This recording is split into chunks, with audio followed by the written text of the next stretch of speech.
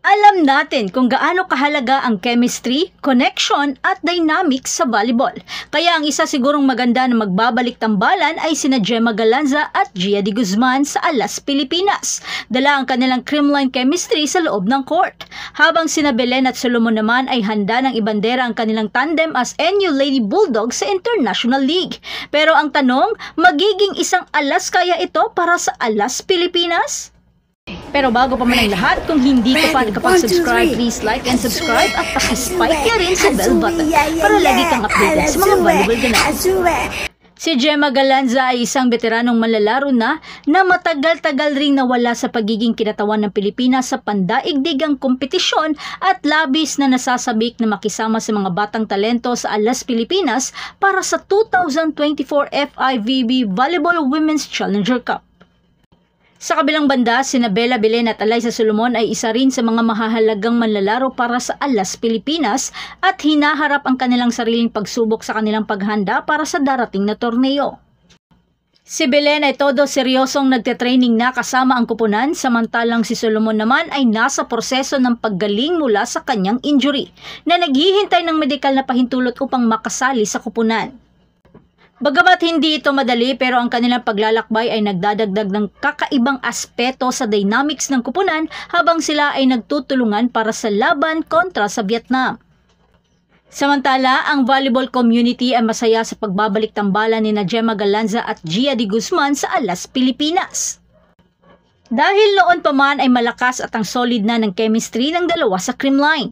Pero si Gemma Galanza ay hindi na iba sa kanya ang maging muling kinatawan ng Pilipinas at sa pandaigdigang kompetisyon. Pero labis na nasasabik na magsuot muli ng national colors. Halata naman na masaya at nagagalak si Gemma habang inaasam na magniningning kasama ang magaling na koponan ng Alas Pilipinas sa paparating na 2024 FIVB Volleyball Women's Challenger Cup. Samantala, masaya naman ang lahat sa muling pagbabalik ni Bella Belen at Alyssa Solomon, ang mga mahalagang manlalaro na magbibigay ng malaking ambag para sa Alas Pilipinas sa paparating na torneo.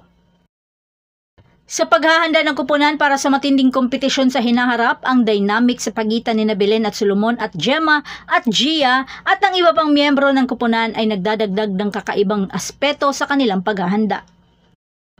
Habang hinaharap ni Coach George Souza de Brito ang mahihirap na desisyon sa pagpili ng final na 14 women's tricolor squad para sa laban kontra sa Vietnam na torneo.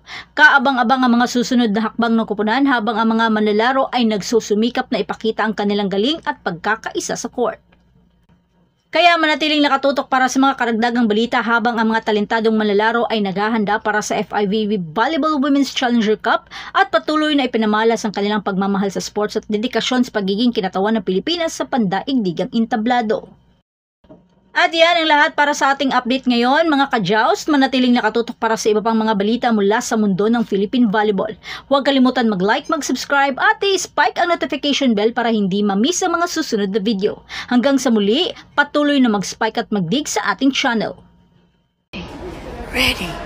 Ready, 1, 2, 3. Hazue, hazue, hazue, yeah, yeah, yeah. Hazue, hazue, hazue, yeah, yeah, yeah. Jump a book, jump a book, jump a book, a book, a book.